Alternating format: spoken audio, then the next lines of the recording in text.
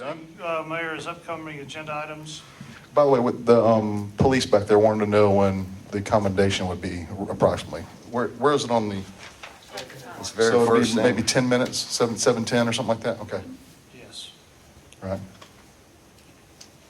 I don't have anything on upcoming agenda items. The other thing is the other agenda items, and that's a discussion of alcohol permitting in Brookhaven parks. Excuse me.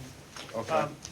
What do you, I believe that Daniel's passed out a packet for you. And what we have, Mayor and Council, is where we are right now, and several different cities' visions of where they go on it. Let me simply describe to you what the practice is today. When we passed our omnibus ordinance that brought in all of the DeKalb County ordinances, we brought in also the ability to have alcohol in certain parks under certain conditions in Brookhaven. The conditions that occur right now are in two parks, and that is Murphy Candler and Blackburn. And the only conditions where you can have alcohol are at the pavilions. And if you actually use a caterer, there are conditions that you have to meet, which would include a number of things like you have to have insurance and other things like that. As I've checked, that we've only had some local events at these pavilions at this point in time. Small pavilions up to 50 people, large pavilions up to 100. Has to have a set group of folks or a definable group of folks that you would have there. Can't be advertised as an open party, come and well, that we're having a festival, come one, come all to the pavilion and have alcohol. That is the status that you are at today. That status will sunset at the end of the year, when all this omnibus ordinance sunsets at the end of the year. So this is an opportunity for you to craft what you want to do in the parks, where you want to go, how expansive you want to be. Of course, a lot of this conversation comes out of the food truck event and the usage of the parks as I understand it, if you've gone along. I've included several items in your package, and let me start with that we have the cab one, we have the methodology that you use in the cab to make your application. Can you give us just a brief, we had talked a little bit about this before. You had said that you were going from the most restrictive to the least restrictive. Yes, let me just go straight to there. Okay. We've prepared for Brookhaven's piece. So let me go to Sandy Springs. Sandy Springs is fairly restrictive. They have really only one park. They have generally saying that they can, wherever they post that they can do it, and they can have it in their parks. But right now, they only have one park that they use, and that one, if you'll bear with me just a minute, I'll pull it up for you. Is it in this package? It is, ma'am. I think on the last page, on the slip sheet behind the one that says Ordinance 2006-0211, if you look about alcohol permit requirements on the last sheet, it gives you a nice little overview of what Sandy Springs has. And let me just go, it's a Tier 2 special event permit's needed, an alcohol permit's needed, and an insured caterer, bartender, or server with an active alcohol permit must serve any alcohol. So it's not something that you can have a family reunion and bring coolers of beer. You actually have to have a caterer or some off-site person that has a alcohol permit to do that. They require you to have insurance, and the insurance amounts are outlined there. And then you have to have a police officer there, and it's between 6 and 8, but you can extend to 10 p.m. with $100 for each hour after 8. No weddings or wedding receptions are permitted in the park. No music or amplified sounds allowed in the park. And that is that their one park, that overlooked park is the new park that they built out there by Morgan Falls Dam and Big Sluice Lake, where they cut down it's fairly, it's really is out in the country as you get in Sandy Springs back down Morgan Falls Road. But that's a pretty restrictive environment. The rest of their parks, they don't have it. Next, we'd go to Johns Creek. Johns Creek has a restrictive too. They only allow it in one area, and that is their nature center, the Heritage, Otter Mill Nature Preserve and Heritage Center. They only did this at the instance of the nonprofit organization that does a lot at the Heritage Center that wanted to have alcoholic beverages. Generally, there's one of the buildings there. It's sort of a small village look, and they have the Summer Hour House, and they have the Summer Hour House is where they can have it. There is an option that you can put it somewhere else, but you have to have a pre-approval from the city. It outlines what you can have there, but it does include weddings, family reunions, nonprofit civic associations, fundraisers by the association, and business retreats and meetings. They say you can't have political fundraisers or events open to the general public. So, for council's purposes, before you go on, what is y'all's kind of vision for what you want to allow in our parks? He's going to tell us about Marietta in a second, which seems to have a little more leeway. But like for a food truck event, obviously, I think we've all kind of talked about wanting to allow it there, allow at least people to bring it. And then, If I'm reading this right, we're allowed to have, we can permit an event in Blackburn Park right. at this time based on the way our ordinance. So for BYOB or sales, You can permit it pavilions at Blackburn Park. right? The pavilions are the places that are alcohol's approved at the parks. as Yeah. precedent. You've only got 2 parks with pavilions, right? Blackburn. I only got 3 or 4. This makes, I'm sorry. Briarwood has one. This makes a reference to pavilions that just says Blackburn. Unless I'm reading it wrong.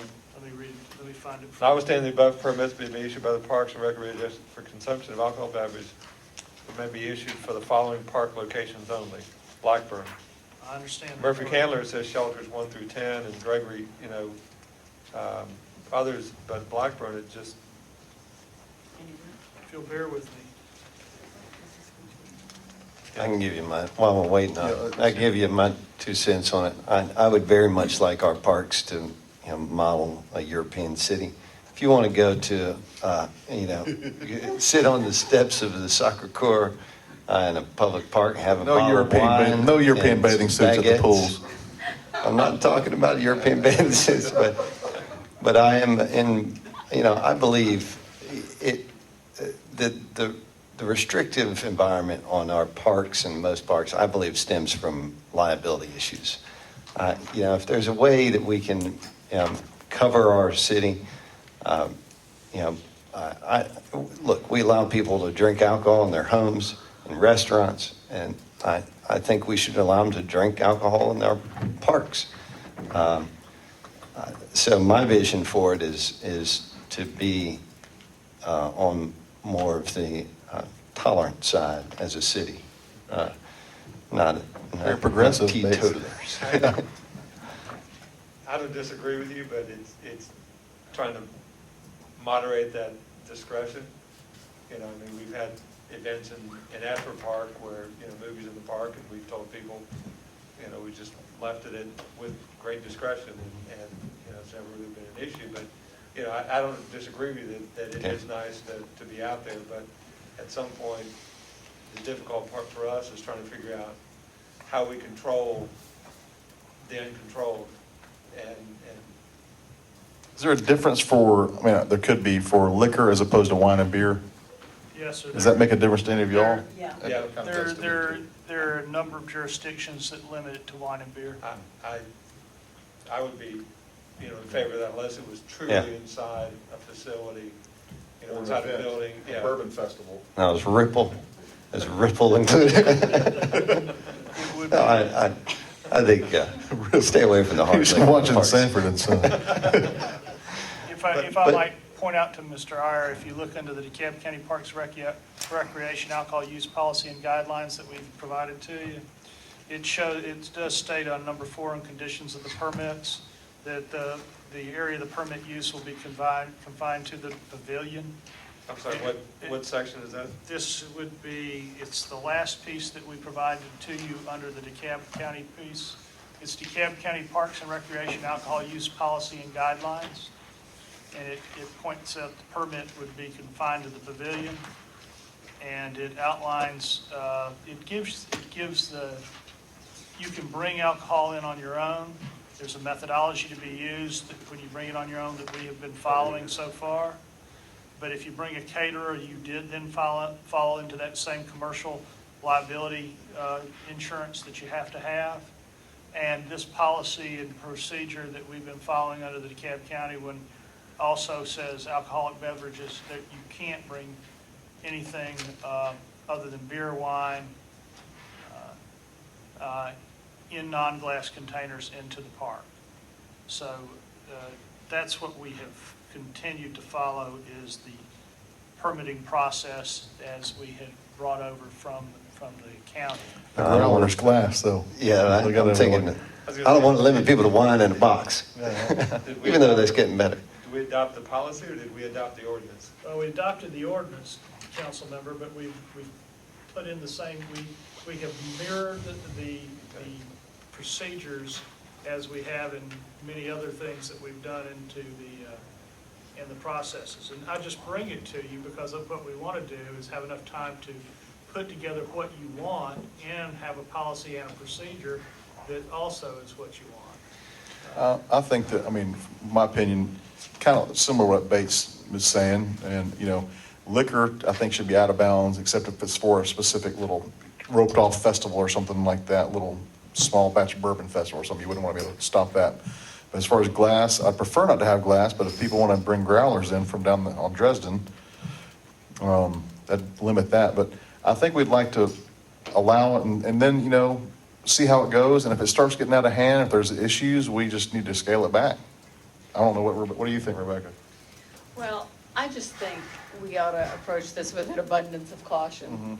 I know that when Dunwoody even suggested BYO at their food truck thing, there was a huge blowback, saying this is a family event. What are we doing introducing, beer and wine and liquor to these events? So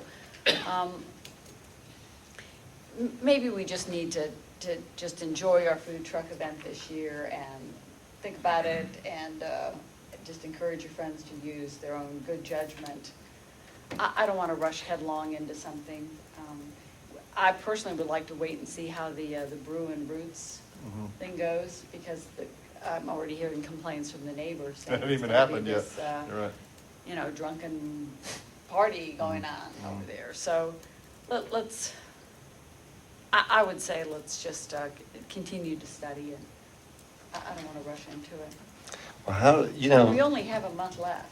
Right. I mean, there's only, what, 3 or 4 left? You know, So, I think that I agree with the comments that, it's good to have deliberate consideration on this matter. But I hate to see government, I think regulating around the exceptions, the people Right. who are going to create problems or break bottles, it diminishes the usability of things for everyone. And I don't want our government to be going down that path. I think that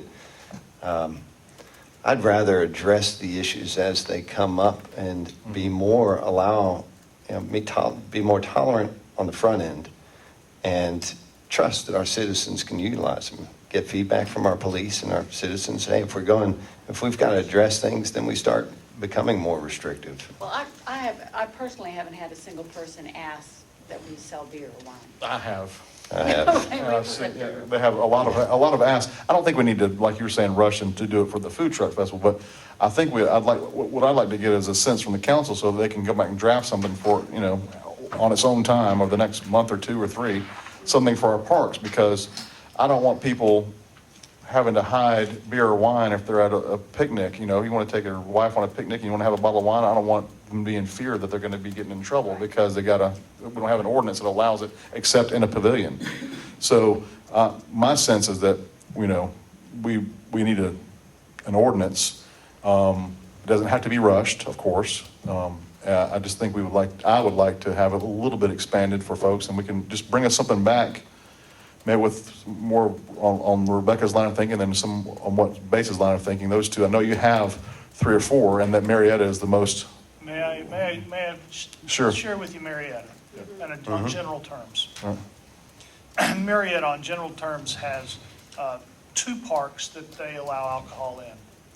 And in one of those 2 parks, it is based on the historic nature of the park and the way that the city obtained the park, I believe, from the family. Is that correct, Daniel? And they let people in that area bring coolers in, but it's not for sale. Then in the other park, in both of these parks, it has to be a city-sponsored event or a sponsored event by the Visitors Bureau or the Development Authority or some other alter ego of the city to be able to have the alcohol there in the first place in these events. But in the big park in the square, you can have vendors, you can sell beer, and they do it as a part of an event process. I believe, though, that one is on the square because they declared the square a park. Is that? Yes, it's around the town hall. It's around the town. It's the town hall square.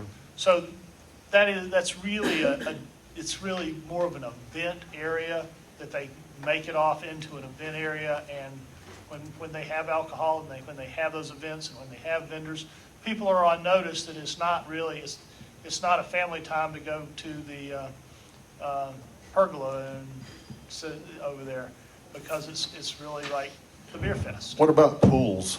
I mean, They do not allow it at pools. so if you want to have an evening event at one of our pools, would that be something that you could allow or no? Not under their ordinance. Not under Marietta's ordinance. Not I wouldn't under- think we'd want it during the daytime, obviously, but for when kids are swimming and whatnot. But I have seen a party at Murphy Candler Pool in the later evening. It's like well-dressed adults doing. Yeah. I mean, Yes. Yeah. you could have a great fundraiser for those pools and have, Right. wine, hors d'oeuvres and The fact is have that in our neighborhood swim and tennis areas, we commonly have adult parties where there's beer, wine, or Yeah. margaritas. And again, so long as it's a controlled Yeah. event, so long as it's a sponsored event, but, the open container wandering around, I don't think we're quite European yet. Sure we are. We're trending in that direction, but, so long as, I don't mind the flexibility of having it in a number of different areas, so long as it's under the umbrella of something that's, I don't want to say a controlled, but at least a. Is Ireland a member of the EU? How do they do their drinking over there? Well, you want to be European. No. My daughter was in Europe last summer. I think it was I can't remember if it was in Prague or Budapest, but she sent me pictures, and I think there's some of these in the U.S., in certain hip European, like U.S. cities, where you bike and beer. And Yeah. it's like a little trolley with 6 bikes, Yeah. and you're pedaling away, and you're touring around town, and you're drinking beer. Yeah. And there's a little driver, Yeah. but for young people, it was, well, probably for us too, it'd be great fun, but I don't think we're quite there yet. They're also, I think Swanee just passed something where, they allow open container during certain nights or certain events and things, or they've got the town square and the town green. It's not necessarily a park, Right. but they're trying to promote that sort of along. To me, it seems that the only downside is from a public safety standpoint or a liability standpoint. So I think that, having the chief's. Waivers and insurance. Yeah, having the chief's opinion on this Yeah. and figuring out, what kind of liability, if we can cover it. I mean, I think that I would much prefer to allow our citizens the freedom to utilize parks and, you know, and be able to really embrace them and do the things they'd like to do. And if we hear from public safety that's out of hand, or from legal that we don't have coverage, try and fix those things. But I know I'd like a shorter ordinance than some of these. I like short ordinances. Yeah. Mayor, can I say something about the food trucks? Yes. I just want to let you know that regarding the food trucks, our vendor would probably prefer that we don't allow bring your own because of the whole liability for checking IDs.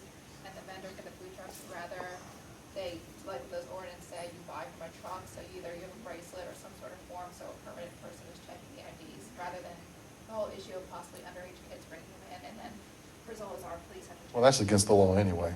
Right, but that puts the burden on our office, to get more officers to check IDs when people are bringing it in. now that's one I think, I hate to give businesses preferential treatment and sort of put barriers to competition out there, especially in a public park. If it's an event that's somebody is sponsoring, they have the right to whatever rules they want as far Right. as, you know, you can't come in with a cooler, you know, like if Yeah. you're going to a Braves game or something, but our food truck is kind of I don't think there should ever be roped off, and if people want to have a cooler on the lawn up there I think we should allow that. Yeah. So if I may, Yes. try to get where we are, you want to start from where we are. That would be the minimum, where people can still get permits for pavilions. Right. If there's a caterer involved, which is consistent with most of these other Right. ones, then they're going to have some liability insurance. Mhm. You know, looking at beer and wine. Mhm. There are issues with glass, Mhm. especially in terms of trying to get it cleaned up when they Sure. break.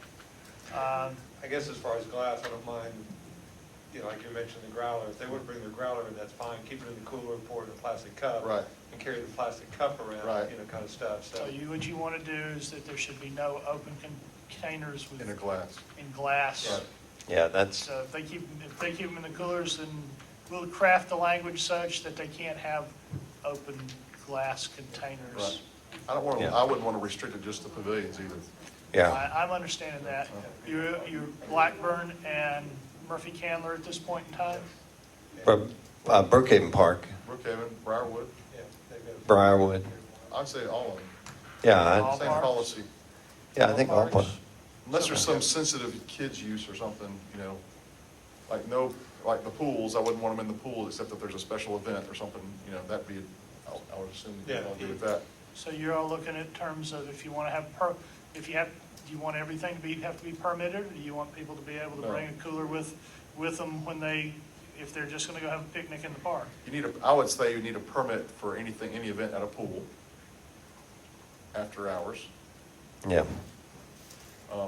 I would think that, you know, allowing people to bring in a cooler to have a picnic at a park is fine if it's not in a pavilion too. That doesn't seem to be So- logical to have to. So I guess the question is, do they bring a cooler in individually, or do they bring a cooler into for instance, a permitted event?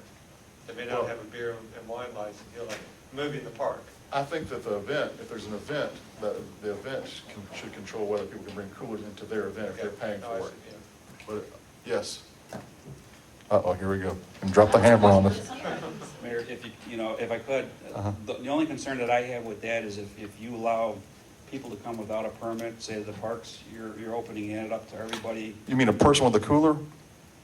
Well, you're opening up if you don't require people to have permits for events or whatever. No, I'm saying for events, we should have a permit. But you'll end up with what a lot of cities have problems with, the softball games, you have the teams coming in and then it ends up being a drunk fest Well, with loitering and But garbage. see, if all we, over. if we But could is that- define it by number of people, possibly, Or is that- I or mean, is that a- without is that permit. Is that a permitted event, is a softball game No. a permitted event? No. The food truck is a permitted event, so if somebody rolled a cooler in to the food truck, then that's a permitted event, but a softball game right across the field at Blackburn is not a quote permitted event. but the food truck's a bad example because it's kind of our event. I know. And if there's a permanent event, I would think they would have the right to control who comes into their event. Yeah, I think as Councilman Iyer said it, the main thing is having control over the events. Right. What I heard you say, I thought you said anyone could bring. Well, because the food truck is different to me, in my mind, because we're not allowing the food truck to say you can't come in without a wristband or a whatnot. But if there's an event in the future where something like the Roots and Brews Festival, they have the right to tell people they can't bring a cooler in my mind. And they have the right to tell people they can't, you gotta have a wristband. I just don't wanna restrict people going to have a picnic at their parks and sitting anywhere in their park they want to and having beer or wine in a plastic cup. But for an event that is permitted, so that person would have exclusive use and control of the park for that period of time, I think they can say you can't have any alcohol. So that opens up a whole new question. Beer in the concession stand at Murphy Canyon. No. Beer No, that's not a permanent event. Somebody bringing a cooler in to a game at Murphy Canyon. I think the leagues restrict that.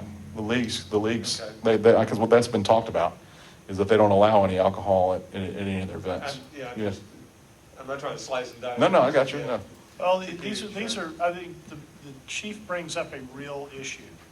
If you're having pickup football games, if you're having pickup softball games, if you're having pickup rugby games, and they come and they bring coolers and they decide to stay all afternoon and they sit and drink 3 or 4 cases of beer, and that becomes problematic because you then have acceded your park from the family who wants the picnic to 30 guys who are drinking beer all afternoon. But again, I think the difference there is if it's a pickup game, that's not a permitted event. No, this is my point. Yeah. But the mayor talks about he wants everybody to walk in and bring a cooler if they want to put a. I want everybody to bring a No, cooler. I'm just- Okay, when there is discussion, if you come in and you have your picnic basket and your blanket and you bring a cooler and you drink a few beers or you have a box of wine, the problem is that's a pretty picture. But when you got 30 guys who are wheeling down those coolers and they're drinking them over a 2-hour period, in and out and in and out, and when they get through, they're just going to sit down at the picnic tables and they're going to drink beer the rest of the afternoon. You have acceded that entire part of that park to those people because nobody else is going to be there. And what's problematic. Well, I think we have, we're sorry to interrupt you, but I think we are going to have use agreements for our athletic fields. That's one thing. And then, so there'll be times and places where people can do pickup games and whatnot, but a lot of the time it's going to be for the use of the leagues. And if somebody's getting drunk and disorderly at a park or on a street, I think that we just need to give them a ticket or arrest them. That's I think part and parcel of what the chief was just trying to Maybe there's outline is there's a pretty picture and there's a hard picture. Right. And there's an awful lot of times that it gets to be a hard picture. Even if you have league play at a football field or at a baseball diamond, if people decide they want to tailgate out in the parking lot. Maybe you can put a limit to the number of people in those things to, before you become an event. I mean, I think the more people you get, the more the recipe for disaster becomes. I think what we sort of get into is the same discussion we have about people, about individuals, and that's that, we as a city need to somehow figure out, and I think, we try to draw a line somewhere between permitted and non-permitted events. That's the formal side of the equation. The informal side is if somebody comes and has a box of wine at the pavilion at Murphy Candler overlooking the lake, then, so long as they're in discretion, using discretion, then, we sort of look the other way. And I shouldn't have said that on here, but I mean, so it becomes, I don't want to say it's a policy, but somehow we've got to going forward, we've got to be able to meet the ordinance side with some permits and some numbers and some facts and figures that says if you do this, you've got to do that. But the flip side of that is sort of trending in that direction that I think Bates described earlier, and that really becomes a little bit more of a test. I think that we're putting some burden on the chief to sort of understand what those limits are, and maybe he comes back to us, or but that's something that over time we just need to see what examples we have of good and bad, trying to make that work. If I may, one more Yes. thing. We have to have something by the end of the year, otherwise Okay. we have nothing. All right. And it's a free-for-all because you have no control. Okay, so just keep updating us, so we'll have something to, We'll continue to work on a product, and I'll work in conjunction with the chief, if that's all right with Yeah, you, uh-huh. to see what works in terms of those public safety issues and see what we can craft that comes up with what we've heard from you tonight. we want to make the police earn their money too. So we want to make it just easy for police to do, That's what they get paid for. Maybe there's a time limit, I know some parks close at 9 or 10, but maybe you stop the alcohol or maybe earlier, right? There's all kinds of things like that, or you can't have it before a certain amount of time, certain time of the day. But Are all the issues that need to be addressed from the alcohol ordinance standpoint, are they all addressed for the is there any issue for the Roots and Brews event that the city is partnering with the Office of Tourism? I'll check with Marie. All right. I think that was that it? Is that it? I think so. That's Alcohol, all we have. We no don't other have an business, no- executive. Going back to the agenda, I'd like to suggest pulling one item off the consent agenda, and that's the item number 4, which is the roadworks maintenance agreement. Mhm. I had some questions on that, and I just wondered if we could put that into a. We can surely do that on other business that's up right now if you'd like, Mr. Iyer. It's on the consent agenda, but if you have questions for it at the work sessions, Public Works is ready to answer your questions and any potential concerns you might have. I guess my question is, I don't understand enough of the numbers, and I was hoping that, what I was actually hoping to do is we could defer that for 2 weeks so we get a better handle from Public Works. That the information that was presented in the package was a little bit vague, and I was hoping to at least have an opportunity to see some of the other numbers from some of the other vendors and try to get a better handle on what it is that we're asking. I mean, there's not even a contract period that I saw in the. Richard, is there a problem with deferring this for 2 weeks? The only issue with deferring, it's your right to defer. I know, if but we you want to know how it But, affects you. It affects us, and we don't have a contractor right now to do any stormwater stuff. We've took over stormwater September 1st. We don't have a contractor to do the work. Yet this is the maintenance contractor that will do a lot of minor repairs. So we got a backlog of work orders. Deferring 2 weeks just means 2 more weeks before Right. we can really get Okay. started on those work orders. So how do you address that initial? We We can only spend about 5 minutes on this, by the way. We gotta- I'll do it real quick. The I don't wanna contract, start late as far again. as the contract term, the intent is the contract term will be to the end of 2014, and it will be a contract that could be renewable, but we would have to initiate the renewal of it. It's not one that auto-renews. The pricing, as far as the monthly pricing, Roadworks was the low monthly price provider on that. I believe that's right, Carl? They were the lowest provider, but we scored it both on price and on qualifications, and they were also the highest ranked on qualifications as well as the lowest price.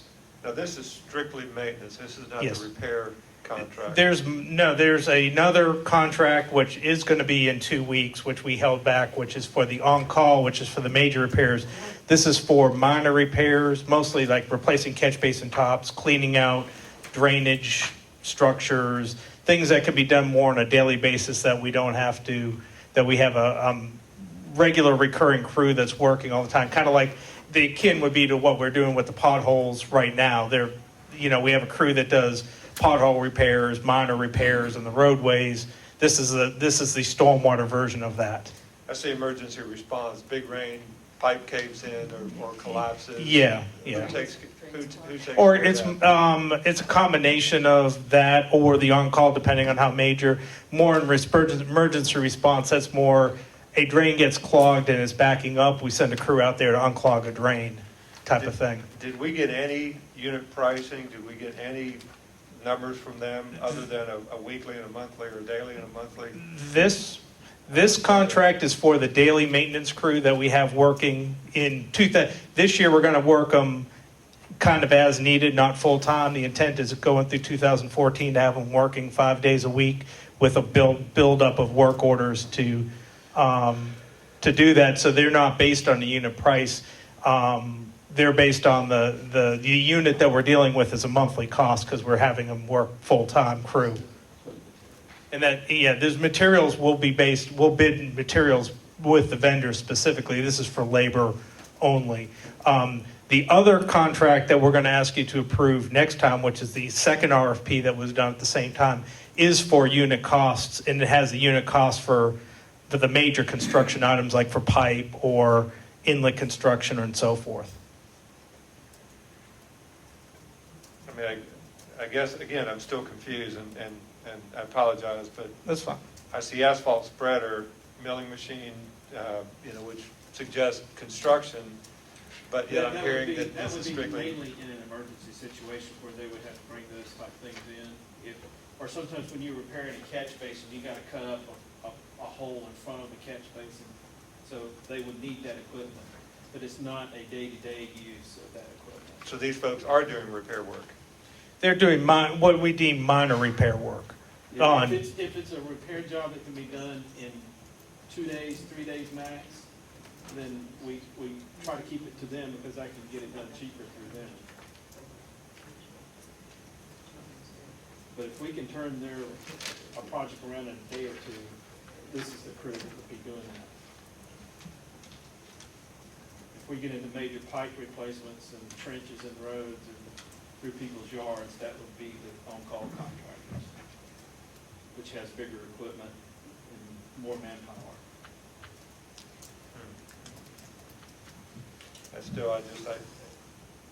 I'm used to seeing more information, that's why I'm asking it, and I apologize, No, I don't apologize, but this I is, mean, maybe it's something, Jim, if you want to get with Richard on after the work session. I'm trying to get things a little more regimented when it comes to our work sessions and council meetings. I'd like to stop at 6:30, but if we have to defer it, I mean, we'll defer it. But if you could get with Richard.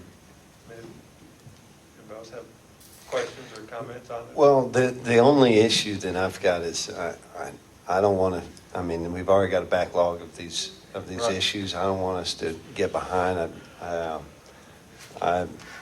Certainly with stormwater, to me, it seems that the longer you let stormwater issues linger, the worse the problems are. I don't know if that's really true or not. What are the issues we're talking about? I mean, a lot of it, that are we've in the got backlog? collapsed catch basin tops that need to be repaired, that are, sometimes they're dangerous situations Yeah. for people that are walking or not. We've got some pipes that are probably clogged and some basins that need to be cleaned out. Head walls that need to be. put back Head on. walls that need to be put back on, that's erosion issues that we can deal with, that they need to deal with. Well, this consent agenda item is for authorization for me and Marie to execute a contract. But I would think that real concerns would delay any execution. Doesn't say we're approving it, just say we're agreeing to let me and Marie execute it. And I certainly wouldn't sign something that is not thoroughly vetted. And legal would need to also review any contract before it's Did you executed get as well. additional pricing on, I mean, you mentioned replacing a catch basin top, is that, This, how does that build? it's not in this price. The vendors that supply the catch basin tops, that will be purchased from our other vendors. The cost for the maintenance crew, the materials, I would guess it would normally run somewhere between $5,000 and $10,000 a month. And That's not in it. This is labor, equipment, and time, basically. Okay. It's the crew and the laborers and their equipment.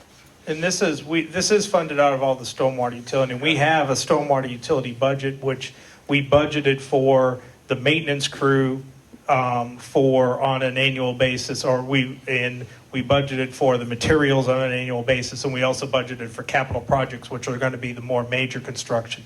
So we have a stormwater utility budget that outlines the line items that where we would spend, and this would be under the line item for the maintenance crew that's been, that's in we have a 2013 supplemental budget that has to the end of the year, and then we'll be asking for the 2014 stormwater utility budget asking for a number in there. Has Marie reviewed this? She has reviewed some of the 2013 budget, I think she has reviewed. Obviously, we reviewed haven't this. submitted, she has reviewed this. We had provided this information to her after So- we made the selection, but. Did she say she's reviewed it? We gave it to her. I don't know that she was out yesterday and today, so we haven't followed up with her. So, I mean, I think she would prefer deferring it until she was here to provide her input as well. But she was willing to let it go forward on the agenda because of the need to get our started on work orders. But this approval would mean it's still subject to the mayor and her, approving it. and signing it. Approving the contract and signing the contract, yes. At the end of the day, I think, my preference would be that, that we allow our city manager and mayor to approve this thing. I think that, Jim, your points are valid and that you'd like to see more information about it. I also feel that this is one of those issues that I have some concerns that we're getting into micromanaging the, line item cost of all these. That's why we have a city manager who goes through these line item things. The big issues from a policy standpoint are, where do they stack up in the service quality and in the bidding process relative to the other vendors. And I guess that's sort of what I was asking for also, is some information to compare these Yeah. ones to some of the other We vendors. have that- Hold on. I don't disagree We that, we have that, and I'll be glad to share it with you. Why don't you, Jim, okay. send me an email, and we won't, if we approve it on the consent agenda, I might if tell it you needs to be that not signed for 2 weeks, then we won't sign it. And I'm not suggesting we don't sign it, I just, Well, we might not. as I'm looking at this, I'm trying to get straight in my mind Right. what's in and what's out. And Yeah. making sure we get things covered and, all the pieces and parts. So I think I would be in favor of letting it go forward, but with the stipulation that we'll be talking about, so it might be a Okay. few days before That's- it actually gets done. That's fine. I mean, the action item is to authorize you and Marie to enter into the contract. It's not approving the actual contract, so. Yeah. All right. I think that's it, isn't it, Jim, Bill? Yes, sir. All right. Okay, do we need to move to adjourn? Yes, please. Is there a motion? Mr. Mayor, I move we adjourn the work session. Okay, seconds. I'll second. Discussion? All in favor of adjournment, signify so by saying aye. Aye. All opposed? All right, meeting's adjourned.